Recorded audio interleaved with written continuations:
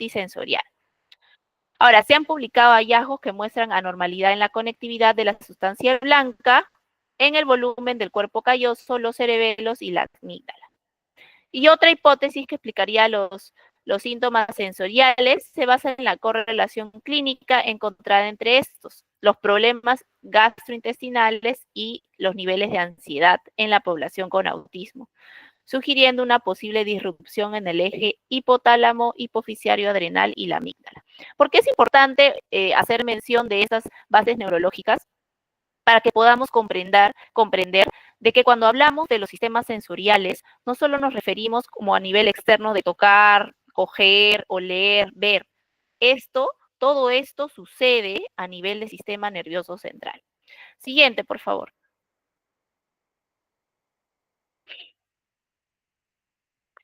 Ahora, antes de poder hablar de cada uno de todos los desafíos en el procesamiento sensorial, vamos a hablar primero de la evaluación del procesamiento sensorial.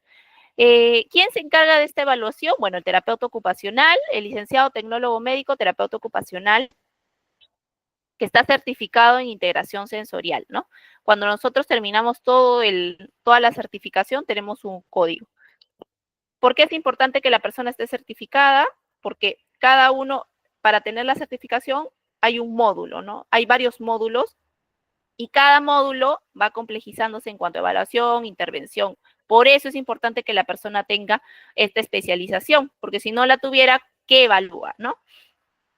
Ahora, ¿en qué consiste esta evaluación? Bueno, en pruebas estandarizadas, en cuestionarios y autocuestionarios, dependiendo de la edad del participante, también de observaciones clínicas estructuradas y no estructuradas. Siguiente, por favor. Cuando una persona realiza la evaluación, es en base a esta evaluación que junto con los familiares o con la misma persona, repito, dependiendo de la edad de la persona, se va a poder determinar qué objetivos hay que trabajar respecto a la integración sensorial.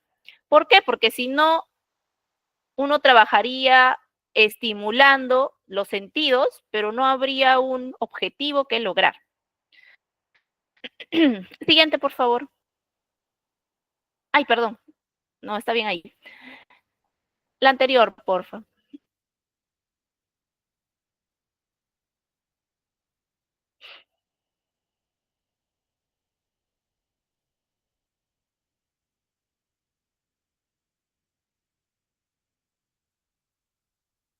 ¿Está bien esa diapositiva? No, no, dos anteriores más. Es con la flecha se hace más rápido, con las flechitas del teclado. Está avanzando.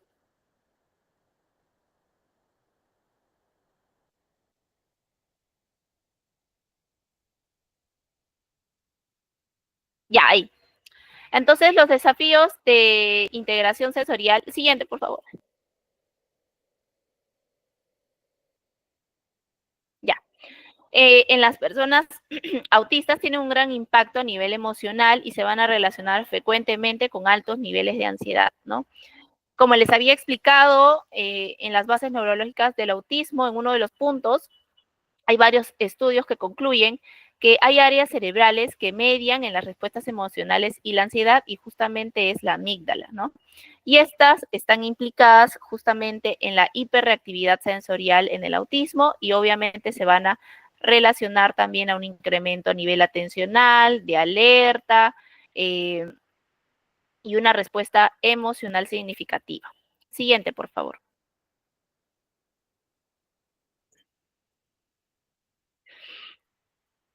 Diferentes estudios relacionan la hiperactividad sensorial con hipervigilancia, es decir, con elevados niveles de alerta, es decir, que la persona esté constantemente como muy atenta a todos los estímulos que hay en el ambiente, a eso se refiere con alerta, lo que sugiere la influencia determinante de la ansiedad en las experiencias sensoriales de las personas autistas. Imagínense ustedes estar todo el tiempo pendiente de todo lo que sucede, todos los estímulos que suceden a su alrededor.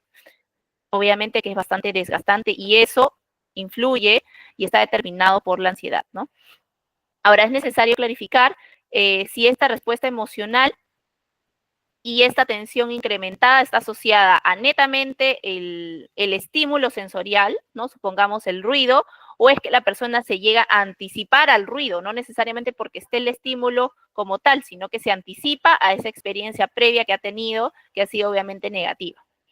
Ahora, las conductas repetitivas y estereotipadas, o también llamadas stimmings, y la insistencia a la invarianza, son se deduce, se hipotetiza que son estrategias de afrontamiento que va a permitir a la persona con autismo poder generar un mayor control sobre el entorno y hacer que el mundo sea un poquito más predecible. Siguiente, por favor.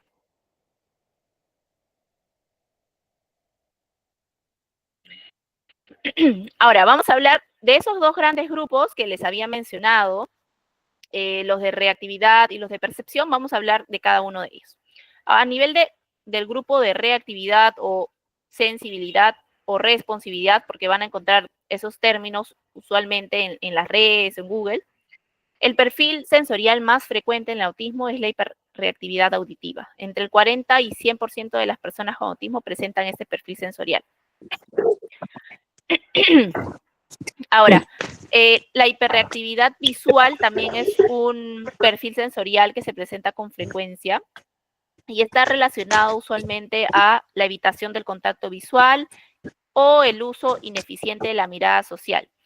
Y mencionan que estas dos conductas que se observan son un mecanismo autorregulatorio que va a buscar compensar problemas de modulación. Entonces, como la persona percibe, está muy alerta y percibe mucho más que los demás, por ejemplo, a nivel visual, lo que va a suceder es que, como ven, por ejemplo, ¿no? Cuando miran a los ojos a la otra persona, pueden mirar mucho todos los detalles que implican mirar. Entonces, evitan porque puede ser muy abrumador.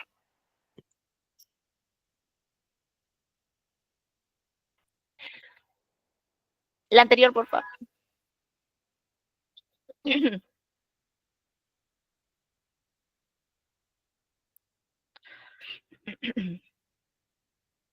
La hiperreactividad táctil también es un perfil que se da con mucha frecuencia y tiene un impacto principalmente en la alimentación, en la higiene bucal, es decir, en el cepillado de dientes, muchas veces en la vestimenta, es decir, en el tolerar ciertas prendas de vestir o las etiquetas de ropa o prendas muy rígidas, por ejemplo, en el baño y en el lavado y corte de cabello, ¿no? Y esto puede, este perfil, ¿no? Podría acrecentar la tendencia al aislamiento, ¿no? Más que al aislamiento, porque también está relacionada a la participación social. Entonces, la hiperreactividad táctil puede impactar en esta área de participación social porque la persona se anticipa que si estoy en un lugar con muchas personas, eso va a implicar que me van a tocar demasiado, voy a estar en contacto con fluidos y con otras personas y eso me disgusta. Entonces, por eso es que se da este aislamiento, ¿no? También se manifiesta una preferencia por el tacto profundo, es decir, que los presionen, que los abracen muy fuerte, que les coloquen cosas pesadas en el cuerpo, y a una hiporrespuesta al dolor, es decir, parece que tiene mucho umbral del dolor, es decir, que no siente cuando se golpea o si se ha golpeado muy fuerte, es como no fue demasiado cuando en realidad, no sé, de repente una caída desde una altura significativa sí podría significar que sea un dolor considerable. Siguiente, por favor. Y con menos frecuencia se da el perfil de hiporreactividad vestibular. En verdad, eso es variable a nivel vestibular o de movimiento. Se han encontrado dos tipos de perfiles contrarios. La hiperreactividad vestibular, es decir, mayor sensibilidad al movimiento, como la hiporreactividad vestibular, ¿no? Disfrutan mucho del movimiento porque hay un bajo registro de este. Siguiente, por favor.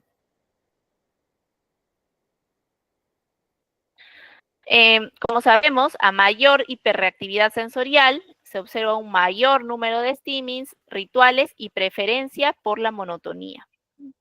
Y esto impacta en las actividades sociales, como le había mencionado, actividades físicas y también actividades informales. Siguiente, por favor. Entonces, voy a darles algunos ejemplos sobre hiperreactividad, ¿ok?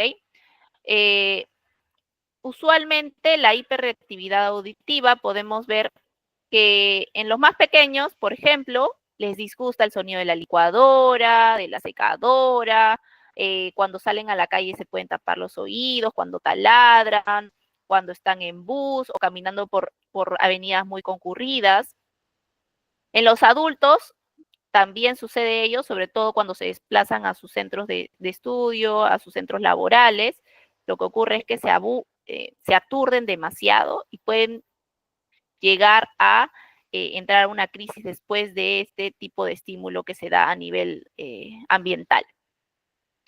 En el caso de la hiperreactividad táctil, como les había mencionado, impacta a nivel de alimentación, a nivel de vestimenta, de las prendas de vestir que son muy rígidas, como los jeans, las etiquetas de la ropa, cafarenas, el uso de accesorios, el corte de cabello, el corte de uñas, el lavado de cabello, el lavado de cara. Esos son algunos de los ejemplos en donde podemos ver conductas que indican un perfil de hiperreactividad táctil.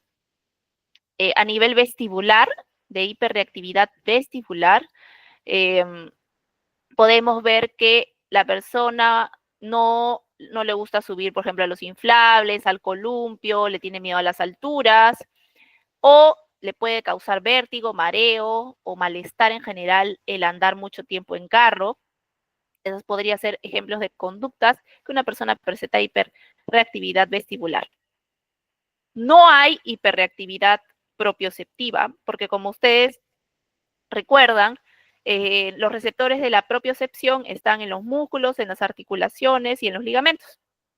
Entonces, para que una persona tenga hiperreactividad propioceptiva, no tendría ni siquiera que moverse, ¿no? Porque los receptores justamente están en el cuerpo. Hay hiperreactividad también olfativa con las comidas, puede causar vértigo, arcadas, a nivel degustativo también, a nivel visual también. Entonces puede ser una persona que, por ejemplo, cuando está mirando televisión, con la tablet, con el celular, prefiere bajarle completamente el brillo a la pantalla o prefiere estar con las luces apagadas o todo oscuro en las mañanas, porque si no puede causar incluso dolores de cabeza. Entonces, esos son un poco de los ejemplos donde podemos ver esta hiperreactividad. Y la hiporreactividad o hiposensibilidad a nivel del sistema propioceptivo, podemos ver una persona que necesita siempre moverse en cuanto a contacto corporal, le gusta estar abrazando, le gusta estar trepando, parece que no tiene miedo no mide el peligro. A nivel vestibular o de movimiento, podemos ver que giran en su sitio, disfrutan de ver objetos girando también. A nivel auditivo, no se da con la frecuencia porque, como les había mencionado, las personas que están dentro del espectro usualmente tienen el perfil contrario de hiperreactividad auditiva. Siguiente, por favor. Ah, no, ahí está bien, perdón. Entonces, ahora vamos a hablar un poco de la percepción, que es el otro grupo de desafíos de integración sensorial. Entonces, ¿cómo podemos visualizarlo? Por ejemplo, en el tono muscular disminuido, les cuesta mantener una postura erguida, o cuando se sientan se chorrean, o prefieren cuando están sentados en el piso o en la cama, usualmente están recostados sobre personas o objetos porque les cuesta mantener o sostener esta postura. Hay desafíos en la graduación de la fuerza, es decir, ejercen o mucha fuerza, por ejemplo, cuando colorean, cuando escriben, o poca fuerza, ¿no? Casi que no se notan los trazos, por ejemplo, si es que lo visualizamos en esta área, o mucha fuerza y parece que puede ser muy brusco, y en verdad no es que sea brujo como tal, sino que no gradúa la fuerza de su cuerpo. Hay una tendencia a andar en puntillas porque de esa manera pueden registrar mejor su cuerpo, también a empujar personas y objetos, como les había mencionado, que parece brusco, pero en verdad no lo es. Buscan actividades como correr, estrellarse, caer de rodillas, y hay desafíos en la planificación motora e imitación motriz. Eso se refiere a las habilidades motoras. Siguiente, por favor.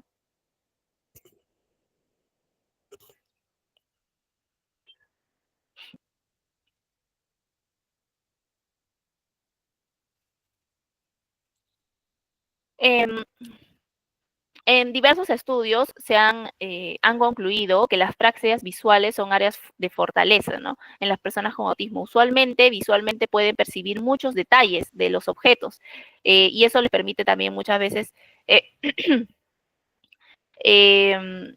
poder sistematizar ciertas, no sé, por ejemplo, en los pequeños, los juguetes, poder tener mucho interés en un objeto en particular. Bueno, y la percepción táctil propioceptiva que trabajan de manera conjunta en el esquema corporal, y el hecho de imitar posturas, el hecho de coordinar ambos semicuerpos, son áreas en que las personas con autismo tienen puntuaciones significativamente más bajas. Como les había mencionado en la PPT anterior, el DSM-5, ¿no? Habla sobre la reactividad, sobre el grupo de reactividad, pero no habla sobre la praxis, ¿ok? Que seguro cuando se actualicen en general puedan incluirlo sería bastante positivo, ¿no? Porque las praxis, el hecho de organizar, planificar nuestros movimientos, van a permitir de que nosotros podamos ponernos una prenda de vestir, que nos podamos subir el pantalón, que podamos sacarnos la casaca, enganchar, atar los pasadores. Por eso es la importancia. Siguiente, por favor.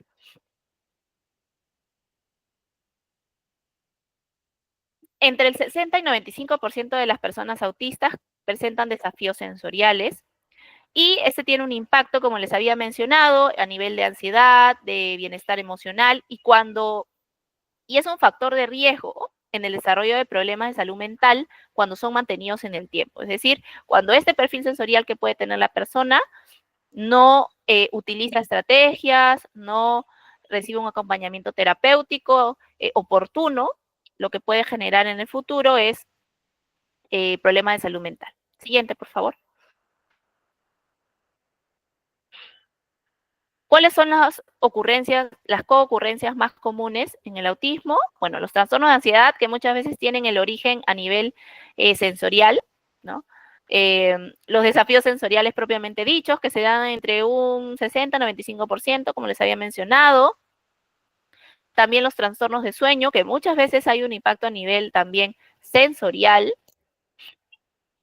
Los desafíos en la coordinación motora, que eran los desafíos en la praxis que les había mencionado. Siguiente, por favor.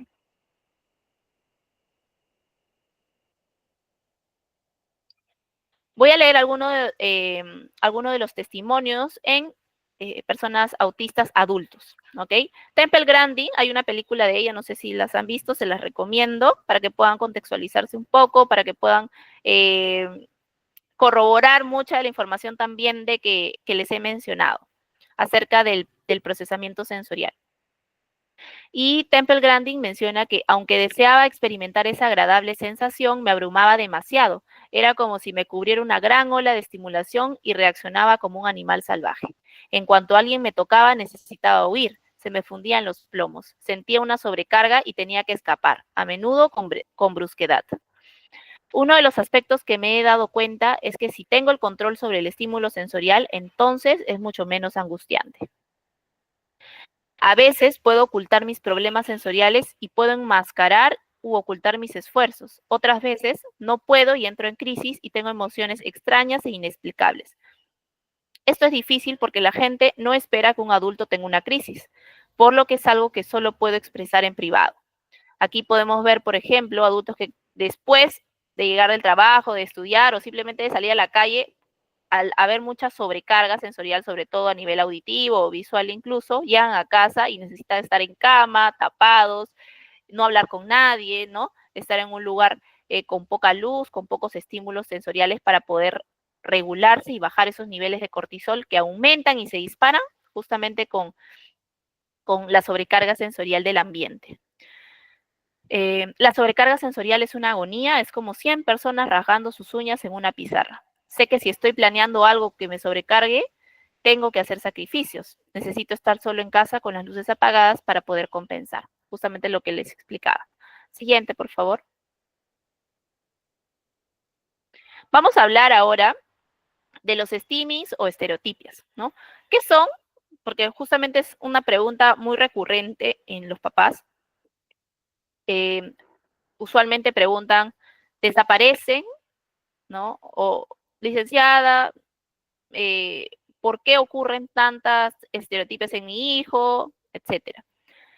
Las estereotipas, primero, son conductas de autorregulación, van a generar mayor control del entorno y hacerlo más predecible porque justamente son movimientos que se dan repetidas veces. Ahora, ¿qué es lo que o cuáles son la base de estos estimis? La ansiedad, ¿Por qué se desencadena? Por ansiedad, por emociones intensas o cuando hay una sobrecarga sensorial. Ejemplos de stimmings: aleteos, balanceos, toque constante del dedo, presión en el cuerpo, palabras o frases incluso. ¿Por qué es importante conocer esta información? Porque cuando hay un aumento de estereotipias o de stimmings, podemos deducir de que algo está pasando, o ha pasado una emoción intensa, o mi hijo o mi alumno está sobrecargado, o hay altos niveles de ansiedad. Siguiente, por favor. Ahora vamos a hablar un poco sobre los colapsos o las crisis autistas. Estas pueden deberse a múltiples factores. En este caso, hablo de ellas porque hay un aspecto que yo abordo, ¿no? Que es el tema de la sobrecarga sensorial. Pero también puede darse por una sobrecarga cognitiva, emocional o por incluso cambios abruptos. Hay 3 tipos: el meltdown, shutdown y burnout. El meltdown, o su traducción al español, que es estallido, es una explosión emocional cuando una persona autista se encuentra muy sobreestimulada. Y de esa manera busca liberar su carga, ¿no? Puede ser a través de gritos, de llantos, de golpes, autolesiones. El shutdown, o apagado, que es su traducción al español, es una desconexión interna que se utiliza como un mecanismo de esta sobrecarga, sea emocional, sensorial o cognitiva, y podemos ver a la persona como apagada, aletargada, con sueño, ¿no? Parece que la mirada está perdida o con una falta de respuesta a los estímulos. Y el burnout es cuando, usualmente este término se utiliza a nivel laboral y hace referencia a cuando ya hay una sobrecarga acumulada en el tiempo, o sea, todos los días, por ejemplo. Siguiente, por favor. ¿Cómo diferenciamos pataletas versus crisis o colapsos en los alumnos, en nuestros hijos? La pataleta o el berrinche, muchas veces llamado, termina cuando la persona obtiene lo que desea, ¿no? Se calma y cesa. En un colapso no va a terminar, ¿no? Y la causa no es por algo como material, sino es por una sobrecarga, sea sensorial, cognitiva o afectiva, ¿no? La persona puede bloquearse, puede estallar en llantos, en gritos, etc. Siguiente, por favor. Lástima que... ¿Cuáles son los factores que van a impactar en una desregulación sensorial? Poca cantidad de horas, por eso siempre le hago hincapié a los papitos que hay que, dependiendo de la edad de nuestros pequeños, hay que ver cuánto necesita dormir. Pero usualmente un niño, más o menos hasta que entra a la adolescencia, necesita entre 8 a 10 horas para que pueda estar descansado, porque al otro día, cualquier estímulo puede ser un disparador de una desregulación sensorial. Y no solo queda en desregulación sensorial, cuando uno se desregula, no te desregula solo sensorialmente, sino hay una desregulación completa a nivel emocional y sensorial. Los hábitos, como les había mencionado, que el mundo sea más predecible, patrones repetidos, van a hacer o van a ayudar a que la persona con autista se sienta de manera confortable. Por eso es importante que tengan hábitos estructurados. Una persona que no tiene hábitos va a impactar en la organización de su comportamiento, en su regulación sensorial y emocional. La alimentación también impacta, ¿no? El hecho de poder comer alimentos en general saludables y evitar aquellos alimentos que son ultraprocesados, como en la actualidad, que se están dando muchos snacks y etcétera. Tenemos que orientar siempre la alimentación porque eso también impacta en la regulación en general de la persona. Y obviamente los entornos que son sensorialmente no amigables. Siguiente, por favor.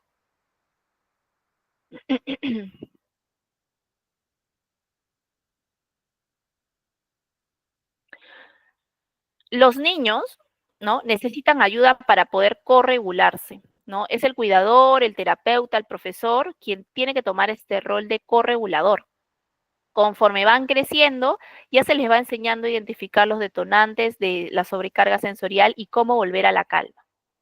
Si me preguntan edad, ¿no?, me refiero a niños entre 0 a 8 años, y a partir de los 8 años, cuando hay un mayor desarrollo de funciones ejecutivas, ya el niño se le puede ir guiando para que pueda corregularse con las estrategias que le vayan a funcionar a este pequeño, este niño o niña. ¿Cómo llegan a la calma? A través de estrategias sensoriales, acorde al perfil sensorial de la persona, también gracias a los estímulos o estereotipias y a sus intereses profundos. Siguiente, por favor.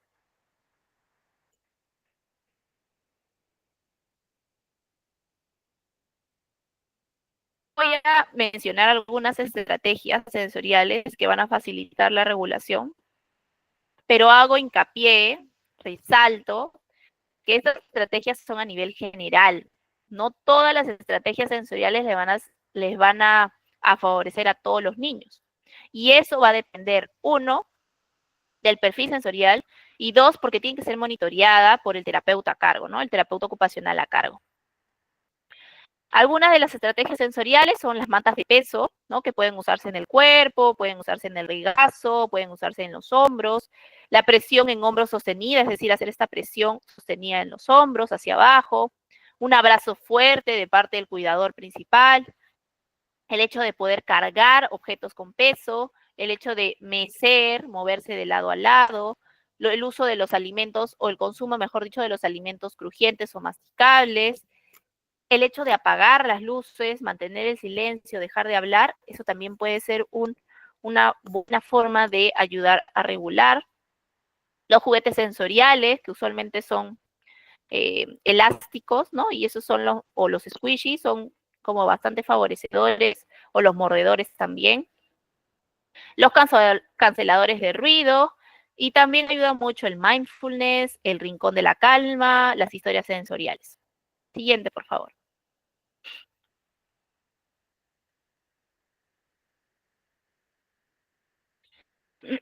El procesamiento sensorial de las personas autistas evidencia desafíos a lo largo de su vida, y ello tiene un impacto en sus habilidades adaptativas significativamente. También en su bienestar emocional, siendo uno de los factores que influyen en el desarrollo de problemas de salud mental, como les había mencionado. Siguiente, por favor.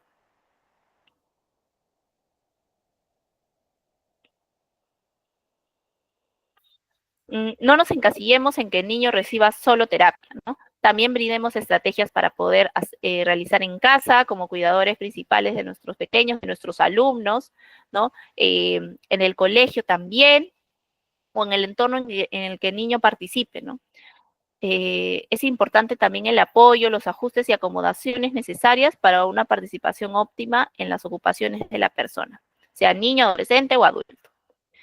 Siguiente, por favor. Gracias. No sé si tengan preguntas acerca de la integración sensorial.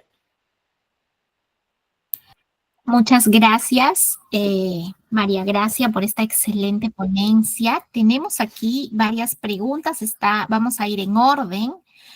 Primero, Yosemia, luego Cristian Palomino. Yosemia nos dice... Palomino. Estoy con mi hijita, disculpe. ¿Quién es Cristian Palomino? ¿Cómo diferencia entre una crisis y un berrinche? Como les había mencionado, un berrinche va a acabar, va a culminar cuando, por ejemplo, el niño estaba llorando, se tiró al piso porque quería entrar no sé, a la tienda, o quería un chupete. Cesa cuando obtiene este objeto que quiere, pero en una crisis no va a suceder eso. Va a continuar hasta que se le pueda contener, se le pueda validar y se le pueda ayudar a corregularse.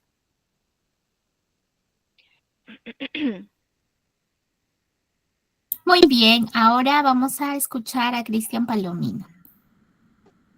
¿Qué tal? Muy buenas tardes. Muy buena la exposición. Yo tengo una pregunta. Bueno, hay varias, pero voy a ser muy específico. Cuando, por ejemplo, entra en una crisis, yo tengo mi hijita de 8 años, ¿no? Cuando entra en una crisis, por ejemplo, de una manera de repente, uno rompe la rutina de ellos, ¿no? Porque es necesario de repente llevarlo a un lugar, por ejemplo, para que hagan la toma de medidas, por ejemplo, de su ropa, ¿no? A mí me Ujú, pasó eso, mi hijita luego se desreguló tremendamente y cuando ella entra a veces en esas crisis de desregulación, ella tiende a autoleccionarse, ¿no? Entonces lo que yo hago con mi hijita, ahora le digo cálmate, cálmate, tranquila, manitos en las piernas, ¿no? Y luego como que hago un razonamiento con ella, le digo, mira, ¿por qué lloras? No es necesario que llores. Hago contar hasta 4 y luego le doy un abracito, ¿no? Y ya hasta que ya esa, se puede decir, esa ira o ese enojo, no sé cómo denominarlo mejor, cesa, ¿no? No sé si se puede complementar a lo que estoy haciendo o no sé si también lo estoy haciendo de la manera más adecuada, ¿no? Más bien, ujú. gracias. ¿Qué tal, Cristian? Gracias por tu pregunta. Mira, siempre hay que evitar el tema de llegar a la autolesión, ¿ok? Eh, Cuando sucede, puedes agarrar las manitos. En este momento de la crisis está como de más las explicaciones o el razonamiento, ¿no? Porque la persona está sobrecargada y no te va a escuchar. Imagínate tú cuando estás muy, no va a ser lo mismo, pero imagínate cuando estás muy molesto, imagínate que alguien te diga, bueno, Cristian, cálmate, imagínate que no te puedes molestar porque, no sé, tu jefe te llama la atención, bla, bla, bla. En ese momento el razonamiento no es indispensable. Eso puedes dejarlo cuando ya tu pequeña esté tranquila. Lo que puedes hacer en ese momento es agarrarle sus manitos y aplicar alguna estrategia. Por ejemplo, la que te funciona, me estás mencionando, es abrazar. Puedes abrazar como bastante fuerte, usando todo tu cuerpo, de manera sostenida, no un abrazo de esta manera, sino un abrazo consistente. No sé si se me deja entender. Y Sí, sí, después de, sí. ajá, un abrazo consistente entonces, eh, podrías utilizar algún juguete sensorial como para aplastar, un limpiatipo también, y después, cuando ya se haya calmado, recién hacer el razonamiento, ¿no? Recién después. Ok, muchísimas gracias. Gracias. Okay. Ahora vamos a una siguiente pregunta de Manuel. Nos dice las dificultades para amarrarse los zapatos, ponerse el polo, usar cubiertos. Lo entiendo como una debilidad en la fuerza o al revés, mucha fuerza. Necesitarán apoyo siempre como ir o cómo ir desde casa apoyando para que lo puedan hacer. Uh-huh. No necesariamente el atarse, todos los ejemplos que me has mencionado son por fuerza, por graduación de la fuerza. Es más que todo por la planificación motriz, ¿no? Si te das cuenta a la hora de atarte tus pasadores, bueno, estoy haciendo un ejemplo, ¿no? De repente te atas colocando una orejita, luego la otra orejita, cruzas, haces el movimiento del nudo, ajustas. En el ajuste vemos la graduación de la fuerza, pero en todos los pasos, toda esa serie de pasos es la planificación motora a la que me refería. A la hora de colocarte tu polo, si bien es cierto, uno como adulto ya tiene lo hace de manera automática, ¿no? Pones un mano a mano, la otra mano y la cabeza, o algunos la cabeza y los dos brazos, ¿no? Pero esa serie de pasos es la organización de movimientos para poder vestirte. Y así con los demás, el uso de los cubiertos también, ¿no? Dependiendo en general de la actividad, si me la describirías, ¿no? Yo puedo suponer dos cosas. Tiene dificultades con el uso de cubiertos por la fuerza a la hora de cortar la carne o porque se le resbalan y no sabe cómo posicionar los objetos en la mano. Para estos puntos que te he mencionado, se van a necesitar estrategias que se tienen que manejar con el terapeuta y también con el estilo del niño, porque eh, muchas veces depende de cómo el niño planifique sus movimientos, cómo el niño también aprenda, ¿no? En casa, ¿cómo puedes reforzar si me hablas solo netamente de la graduación de la fuerza? Realizando un montón de actividades manuales. Y desde las más simples, desde las actividades de alimentación como pelar, como cortar, como aplastar, no sé, de repente un plátano con el tenedor, como arrugar objetos, papeles periódicos, crepé, etcétera. De esa manera vas trabajando específicamente fuerza en manos.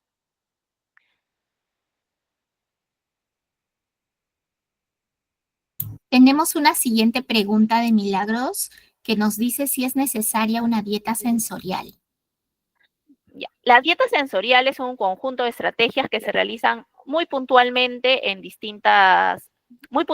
¿no? Por ejemplo, hay dietas sensoriales para el colegio, ¿no? Que uno le aplicaría, por ejemplo, después de la clase de matemática, antes del recreo, y va a ser una determinada cantidad de actividad, tiene un determinado tiempo también. Puede ser una dieta sensorial para poder dormir, etcétera. ¿Es necesaria? Va a depender de las necesidades del niño, ¿no? Por ejemplo, si el niño tiene desafíos principalmente en el colegio, de repente llega al final del día sobrecargado, se pueden aplicar estrategias entre clase y clase para que no llegue sobrecargado al final del colegio y vaya a casa como regulado, ¿no? Es necesaria, como te digo, va a depender de las necesidades del niño, del adolescente, ¿no? Personalmente tengo pequeños que algunos tienen dietas, ¿no? Y otros no. Ok, muchas gracias, María Gracia. Acá tenemos una pregunta de Manuel que nos dice, ¿la hipersensibilidad táctil para bañarse, tolerar el agua en la cabeza, cara, cortar las uñas cuando se siente mucho dolor, irá pasando o más bien seguir usando estrategias como pañitos para limpiar o bañarse súper rápido? Ya. ¿Pasan como tal? No necesariamente. Por eso es que muchas veces por eso que se recomienda el acompañamiento terapéutico, ¿no? Desde terapia ocupacional bajo el enfoque de integración sensorial, porque nosotros no vamos a cambiar el perfil sensorial de la persona, es decir, no es que Alejandrita va a dejar de ser hipersensible táctil va a ser toda su vida, pero lo que sí vamos a ayudar es que con las actividades que vamos promoviendo y el análisis respectivo de su perfil sensorial, vamos a ayudar a que se regule y que este sistema límbico que les había mencionado, que se activa igualito que cuando nos van a robar, por ejemplo, estamos caminando en una calle y nos van a robar, ese sistema límbico se activa, ¿no?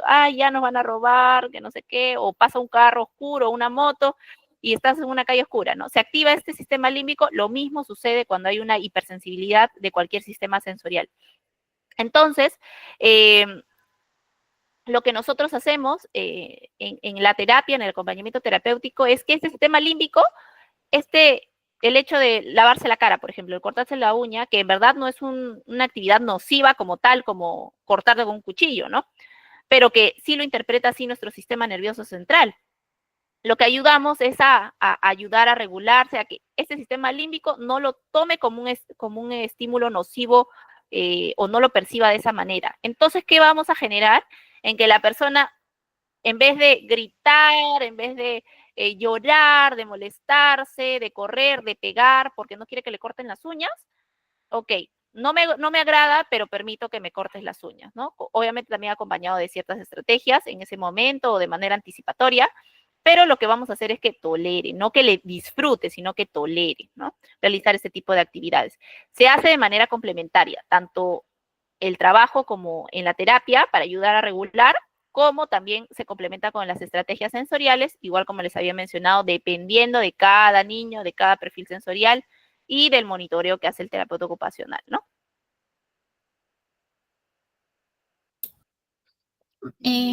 Yo tengo una pregunta, bueno, tengo dos. Por un lado, tengo una pequeña que usa canceladores de ruido. Ya buen tiempo los viene usando. No sé si es un mito cuando dicen que al usar canceladores se hace más sensible. ¿Cuál es la forma correcta de usarlos? Ya. No es un mito que se hace más sensible, porque no es que justamente son diseñados para disminuir el ruido del ambiente, ¿no? Y se van usando conforme la persona lo necesite, ¿no? Por ejemplo, si van a salir a la calle, justo, no sé, a la avenida, no sé, avenida Grau, en el centro de Lima, ¿no? Sabemos que hay un montón de buses, sabemos que hay un montón de carros en general, sabemos cómo es el tráfico en Lima, que la gente es muy imprudente con el tema de contaminación auditiva. Entonces uno se anticipa, ¿no? Y si vas a ir a este ambiente que es un entorno poco amigable, definitivamente de manera anticipada es necesario tu canceladores. Pero, por ejemplo, no sería necesario el cancelador de ruido si estarías en tu casa, ¿no? Dependiendo de cada casa, pero imaginemos que la casa es un lugar en calma, ¿no? No necesitarías el cancelador de ruido porque en ese momento el ambiente no es un entorno poco amigable, ¿no? Sino por el contrario, ayuda a la regulación. Entonces, hay que utilizar los canceladores de ruido, sí, son necesarios, pero hay que usarlos en los entornos que son poco amigables. Muchas gracias. Tenemos una pregunta de Milagro, por favor. Sí, buenas tardes. Una pregunta a María Gracia. Soy mamá de Larisa y yo le hice un perfil sensorial el año pasado, este año, si no recuerdo. Tengo un problema con ella ahorita, tiene 7 años ya.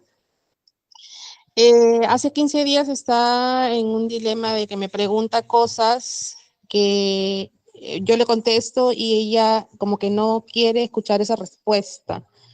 Y entonces yo le digo, ¿qué es lo que quieres escuchar?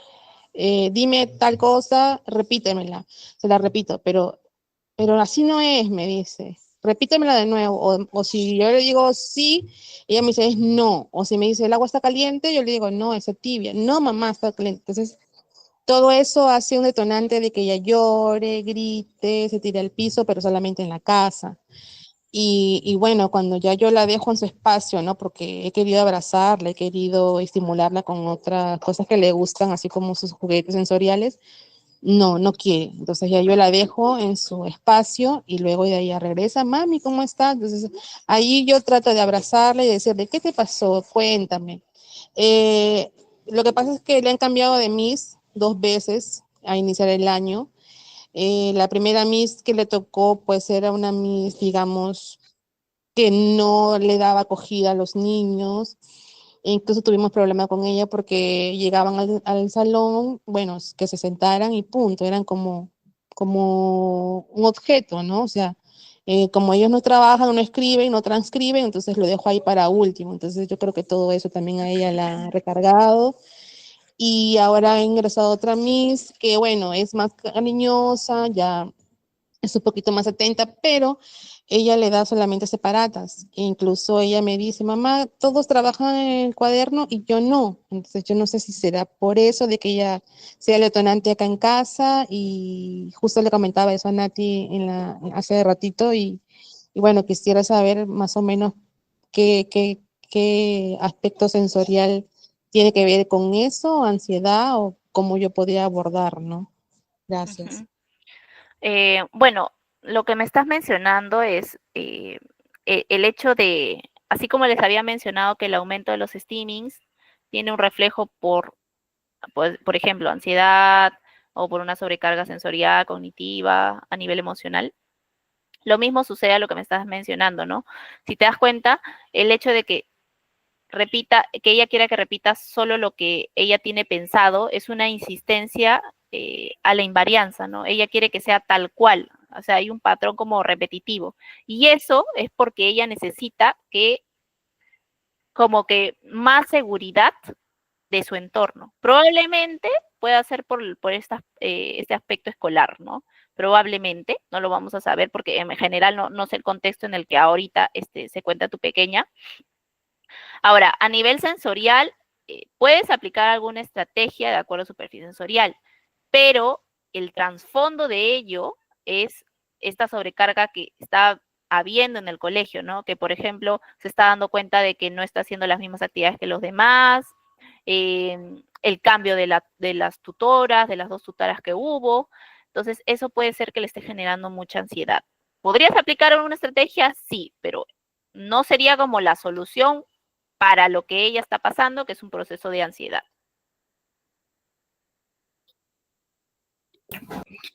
Gracias. Gracias. Tenemos una pregunta de Leslie Martínez. Sí, buenas tardes. Quería hacerle una consulta. Yo tengo a mi hermana, ella tiene autismo, tiene 23 años y no habla. Ella usualmente nos sale con cada rutina distinta, ¿no? Pero esta vez nos ha salido con una rutina muy particular en la que nosotros cuando estamos almorzando y ella termina de almorzar, quiere que inmediatamente todos nos levantemos de la mesa.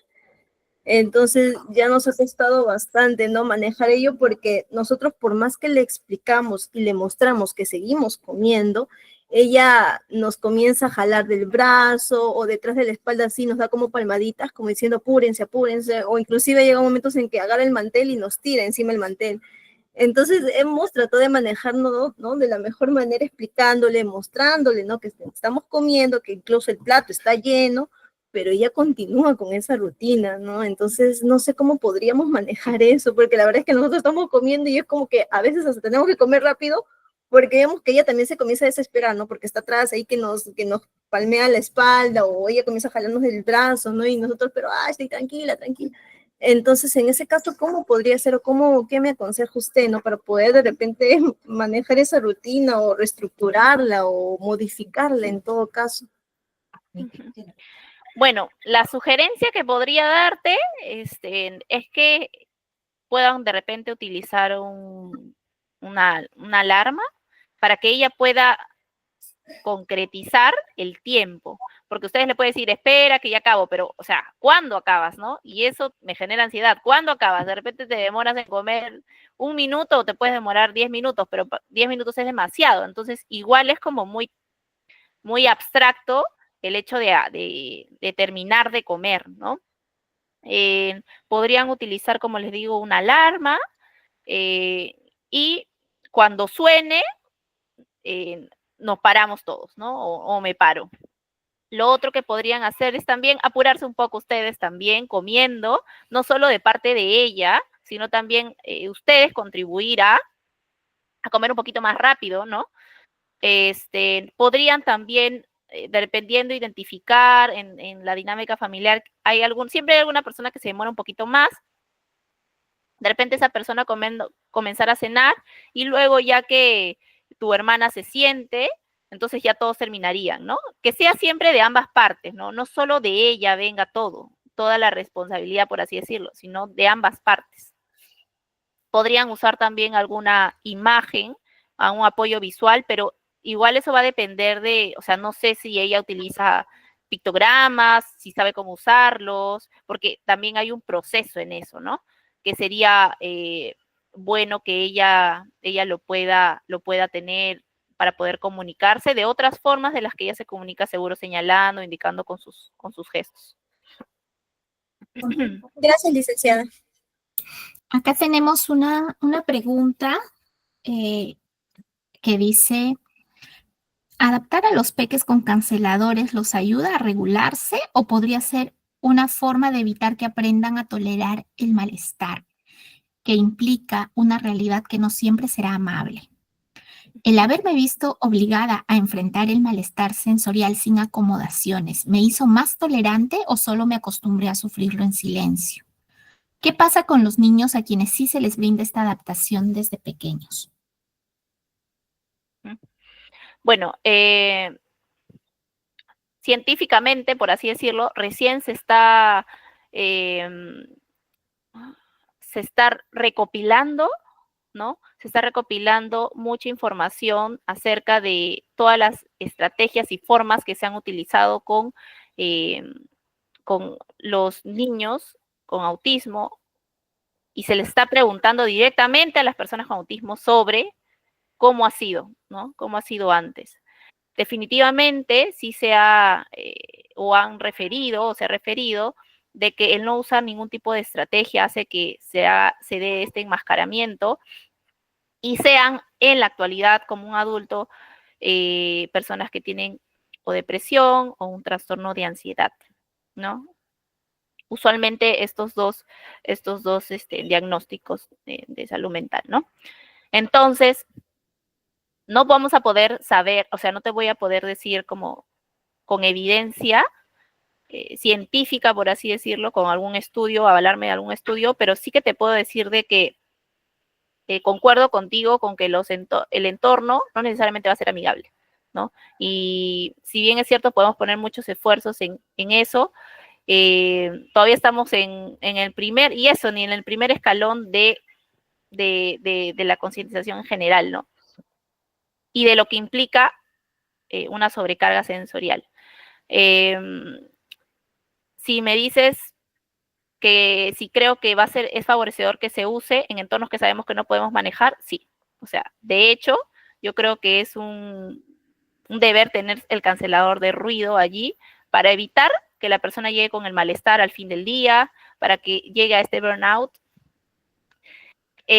Probablemente o de repente, en el caso de tu persona, te has acostumbrado al malestar. Eso es muy probable que haya sucedido. No sé si llegué a contestar tu pregunta. Nos menciona que sí. Tenemos una pregunta, vamos a ir en orden, de Milagros Arbulú, y ya nos queda poco tiempo, así que vamos a tener de Milagros, luego de Milagro Portal y por último de Milagros Canelo. Milagros Arbulú, tienes Sí, el micro. sí. Buenas noches. Bueno, soy mamá de Taquiri, ya algunos me conocen, María Gracia también. Yo tengo una pregunta y un poquito junta con algunas preguntas anteriores. O sea, ¿cuál es ese límite o esa línea delgadita en la que entendemos de que, bueno, cada persona autista es diferente, ¿cierto? Y tienen sus fijaciones, tienen sus propias formas. Por ejemplo, en el caso de Leslie, su hermanita ahora ha agarrado la rutina de levantarse, ¿no? Después de comer. Pero o sea, ¿cuáles son esos límites o esa línea delgadita en la que ellos tienen sus propias fijaciones, sus propias formas, con los límites conductuales a veces que les ponemos a los chicos, ¿no? A mí me cuesta, por ejemplo, todavía identificarlo en mi hijo, o sea, es como muy delgadita esa línea y cómo darnos cuenta a raíz de estos perfiles sensoriales que cada uno tiene, o sea, todavía a mí me cuesta, no sé si de repente ahí, María Gracia, nos puedes ayudar un poquito en eso, ¿no?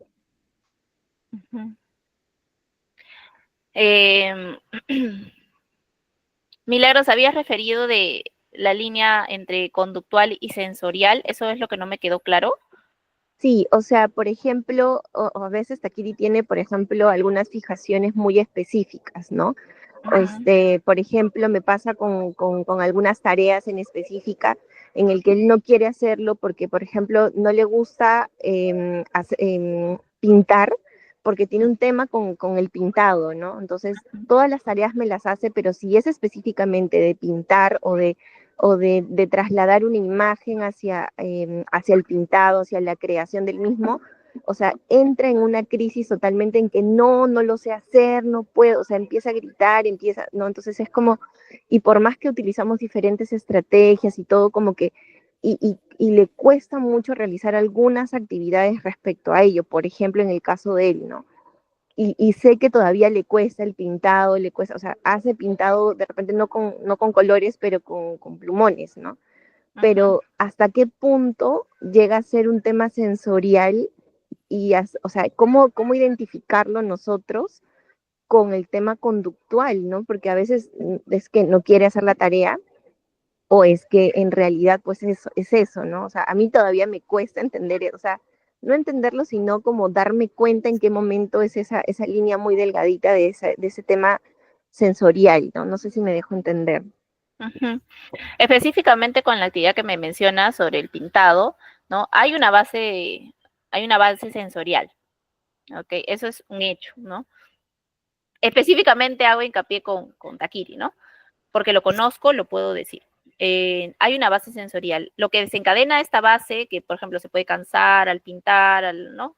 Al pintar con colores en vez de con plumones, esto que desencadena, la conducta que desencadena, puede ser como una conducta como positiva o una conducta no tan positiva o no tan agradable.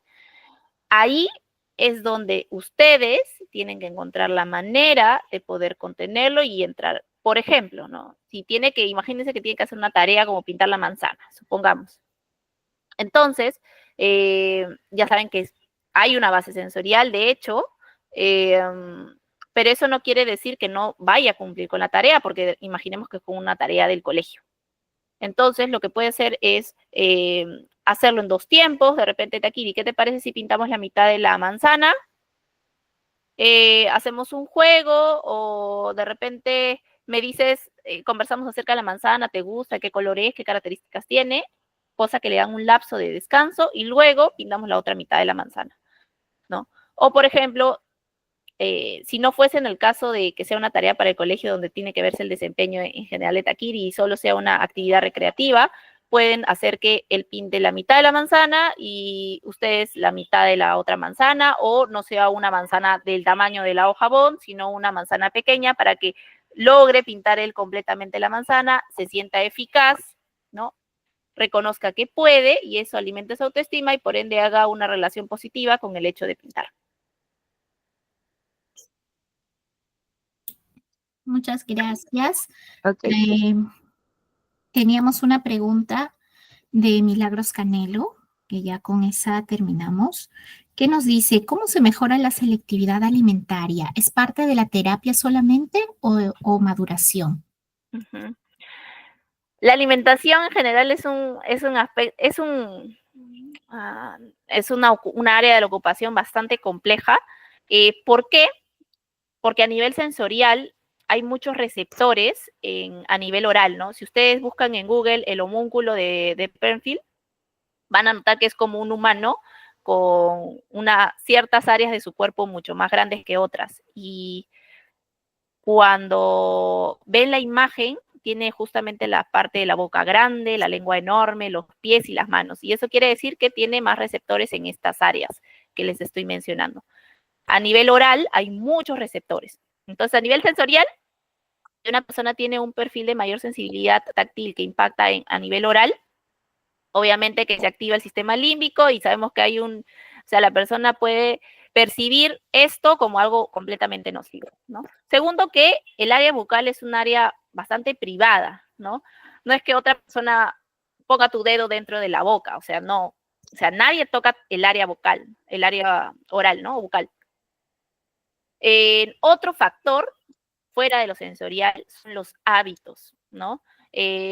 Muchas veces sucede que a veces los mismos papás no ayudan desde chiquitos, no solo de ahora de grande, porque desde chiquitos, no han favorecido el repertorio de comidas. Y ahí hago hincapié, por ejemplo, cuando tenía 1 año y medio, no me quería aceptar las lentejas. Entonces ya nunca más le volví a dar lentejas. Entonces ahora que tiene 6 años, ya no come lentejas, obviamente, no puede verlas. Y en mi casa incluso ya no hacen nunca lentejas, ¿no? Entonces hay 2 aspectos. La exposición al alimento, ¿no? Y el hecho de los hábitos como tal, que ya en casa ya no se ha presentado nunca más este elemento, este alimento. Entonces, hay este otro factor, cuando sea de manera inconsciente, de manera que uno no quiere, se ha dado esta misma restricción de parte de la familia. Lo otro son los hábitos como familia como tal, ¿no? Que no les gustan las menestras, no les gustan las verduras o las frutas y quiere que su pequeño coma fruta, verdura, carne, pollo, cuando en casa ni papá ni mamá comen eso, ¿no? O ni los hermanos, por ejemplo. Otro factor es el entorno, ¿no? ¿Cuándo come el niño? De repente el niño llega al colegio y come solo, completamente solo. Entonces, eso tampoco no favorece a la alimentación. Entonces, respecto a tu pregunta, habiendo ya hecho este contexto, ¿cómo se mejora la selectividad alimentaria? ¿Es parte de la terapia solamente? Bueno, dependiendo del grado, ¿no? De la selectividad alimentaria. Hay como grados, por así decirlo. A veces el trabajo a nivel es con el pediatra, si es que está impactando a nivel de desarrollo, con el terapeuta ocupacional, con el nutricionista y con la casa. Cuando se engrana todo esto, cuando se engrana a todas las personas que les he mencionado, es que podemos tener resultados positivos en la selectividad alimentaria. Hay épocas o mejor dicho, etapas en el desarrollo del niño. Por ejemplo, entre el año y 2 años hay una época de selectividad alimentaria en los niños en general, y es muy sensible. Cuando se deja de brindar alimentos, eso puede traducirse o se puede expandir, ¿no? Se prolonga en el tiempo. Hay otra etapa a los 3 años y otra etapa a los 7 años. Y lo importante de esto, mucho de trabajar con de todas las terapias, es tener en cuenta estas etapas para poder trabajar en casa, justamente a pesar de estas etapas. Pero si se madura o no, podríamos esperar hasta la etapa de los 20 años por ahí, 20, 25 años, que usualmente ya llegan al máximo esplendor nuestras funciones ejecutivas y comenzamos a utilizarlas, que podría impactar en la alimentación. Pero eso no, o sea, no es que eso vaya a suceder sí o sí. Por maduración, no es como una ruleta. Puede ser que sí, puede ser que no, ¿no? Lo ideal es el trabajo en conjunto, ¿no? Con el nutri, con el terapeuta ocupacional, con el pediatra, si es que impacta, o con el gastroenterólogo, gastropediatra, perdón, si es que impacta ya a nivel nutricional, ¿no? Que la persona tiene un bajo peso, una baja talla, cuando ya hay un déficit de nutrientes, de vitaminas, cuando hay anemia. Muy bien.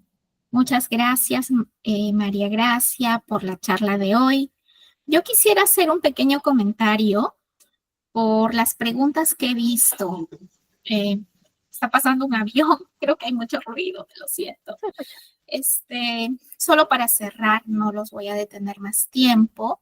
Yo soy una persona que tiene el diagnóstico de autismo también, al igual que mi hija, y soy muy sensible al ruido, a la luz.